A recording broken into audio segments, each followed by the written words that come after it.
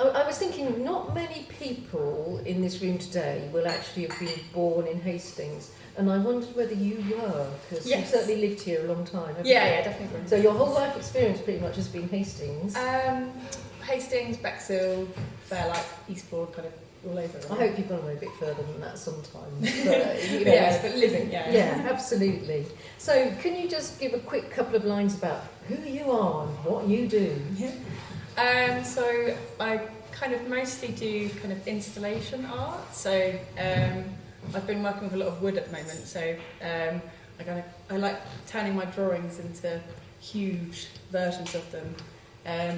So like I do like big wood, giant mouths, kind of props, scenery for local gigs, events, kind of any sort of way of getting involved really, because I'd love to have been a musician, but my brain's just not, I can't focus on an instrument, but I love contributing to some sort of entertainment thing in a way, and I feel like that's been my way of doing it.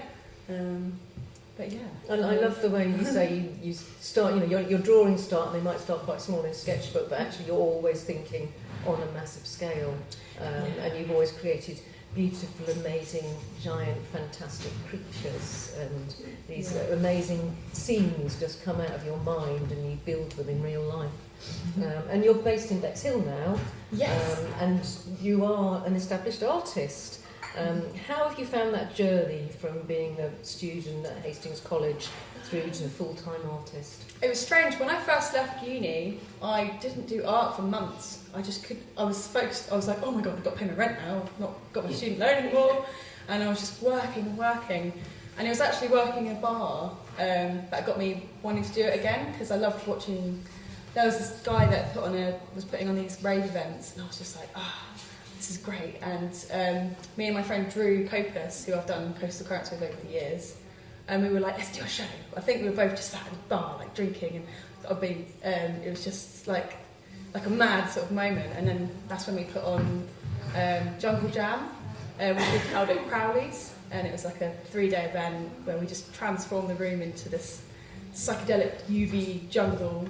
And I think that year we had to do it out of sustainable materials, so we were just finding any sort of materials we could find, like cardboard.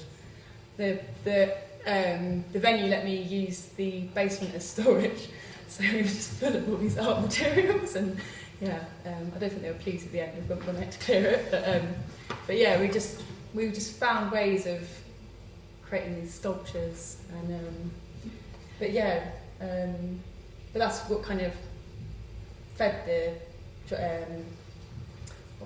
drive to do it again. So you do quite a lot of work for festivals, is that right? Just locally. So we've done Fat Tuesday. I've done that for years because I work with Radiator Arts, so we kind of do any sort of local event that's art related. So we did Bexhill After Dark. That was last January, not the most recent one. Mm-hmm. Did a big rainbow archway with big bulbs on it, and then that was used again for Fat Tuesday a few weeks ago, and we do sort of workshops in schools, kind of sculptures, And doing workshops is a way that you can get paid, because it's a fairly precarious living as an artist, isn't it? And actually, if you've got teaching or workshops or commissions for festivals, that's ways that you can be sure of having money. And I guess especially since you work on a large scale, it's harder to sell things. It's not like the pretty little pictures which people stick on their walls. So really you like to work for commission, and the fact that you do amazing things means that people are more likely to come to you and commission you to do something at the festival. And I wonder again about, you mentioned using sustainable products. Is that something that's part of your practice? Not like, I don't actively, but it kind of just happens anyway, because I just sort of hoard loads of materials, so it just kind of works, and it's, you can get a lot of free things like donated materials, so it's kind of fun. And that kind of reminds me of, I grew up in care, so I remember always wanting to want nice things, I always had hand-me-downs and like just random things I got given, which was amazing, but art was kind of a way that I made it mine, and I guess that's kind of carried on throughout just finding any ways to make art, I guess. That's amazing. Tell me a bit more about your influences and what drives you to make your work. That's obviously one of them. The kind of colour and the bright colours, I guess. I love nature, so I quite like, what's the term? Is it micro, macro? So you look at even just a feather, and I love zooming into something and then doing like a bigger version of it, and then I love mixing it up, so like turning it into like an antelope and putting the two together, and that's kind of where my psychedelic characters come from, like they're just, just combining them. And yeah, obviously nature. I love, a lot of it's been jungle themed, so I love going down to the Fairlight Nudist Beach, and I love sitting there down there drawing, and just sort of everything that's around me, really. And obviously again, music venues, so I like the idea of creating sort of interactive art. I like, instead of just doing painting, I like turning the room into the painting, so that's kind of how I like doing it. So I used to do these big sculptures out of willow, like the size of a car. One time I did one for my uni show, and I built it in the room, and I didn't realise that I could get it through the door. So I was like, luckily managed to squish it, and but yeah, I just love giant scale.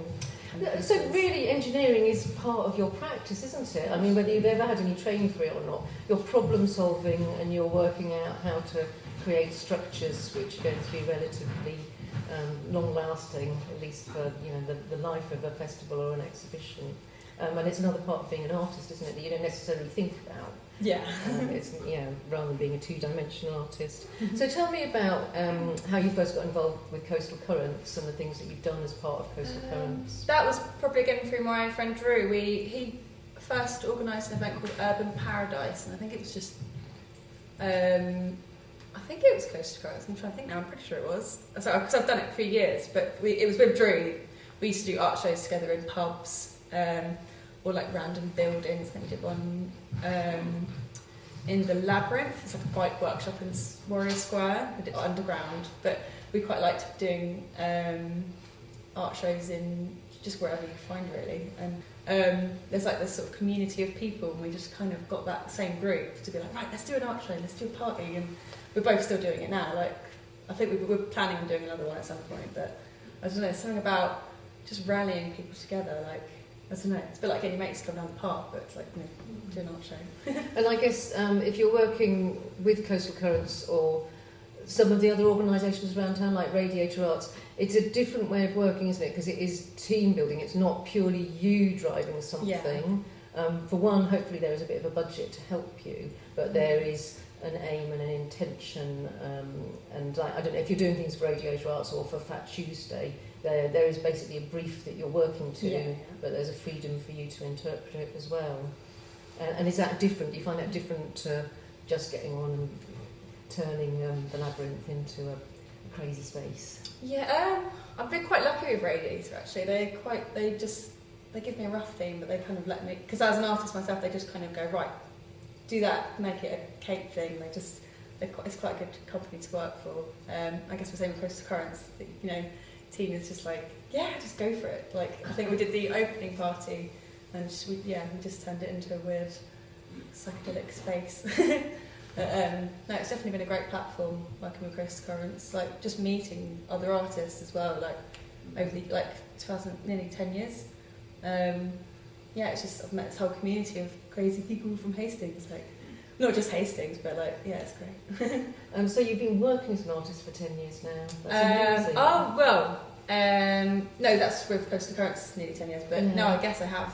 Well, I was a student up until 2018, so since 2018 I've been sort of part-time and now full-time artist. Yeah.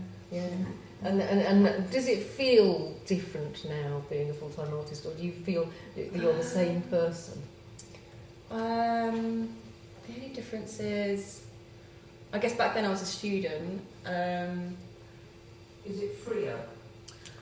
I'm not sure really. That's quite hard.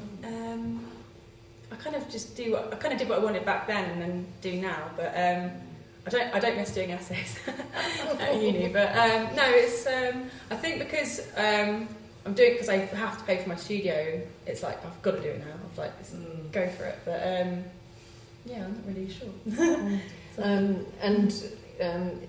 Any advice that you would give to newer upcoming emerging artists and working with coastal currents? That's just sort of go for it. I mean, if you don't want to do one on your own, find a group of people.